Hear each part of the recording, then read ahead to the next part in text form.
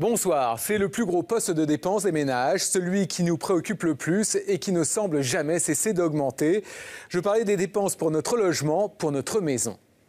Il faut dire qu'entre les montants des loyers ou ceux des crédits, mais aussi des prix des charges ou encore ceux de l'électricité et du chauffage, nous consacrons chaque mois 1 000 € pour notre habitation.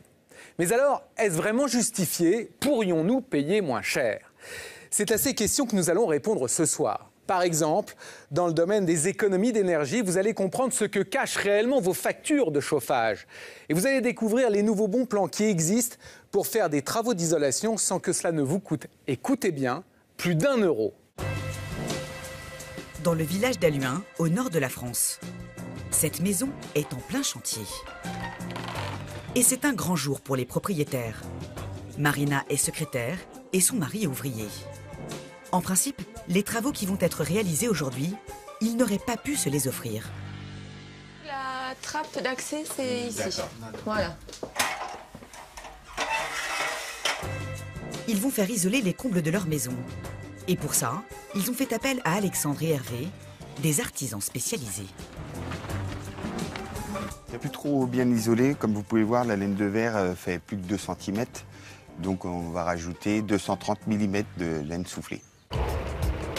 Ce genre de travaux, ça peut rapidement coûter assez cher. Il faut mettre en place toute une installation, des mètres de tuyaux, une soufflerie et des kilos de laine soufflée. Vous voulez monter voir? Ah bah oui, je veux bien. Allez-y. Vous avez fini? Tout s'est bien passé? Après 2 heures de travail, c'est terminé. Les 55 mètres carrés de comble de Marina ne laisseront plus passer le froid. Ah, il y a une sacrée couche hein, quand même. 23 cm. Ah ouais, dis donc. On a Alors déjà super, génial. C'est comment? Ah ben c'est tout blanc. En général, ce genre de travaux cela monte facilement à 2 000 €. Pourtant, au moment de payer la facture, Marina garde le sourire. Car en faisant appel à ses artisans, elle sait qu'elle va avoir droit à une ristourne exceptionnelle. D'ailleurs, elle ne sort pas son chéquier, son porte-monnaie suffira. Car pour les travaux d'aujourd'hui, elle n'aura à payer Voilà. qu'1 euro. S'il vous plaît, merci à vous. 1 euro pour l'ensemble des travaux. Un tarif à peine croyable.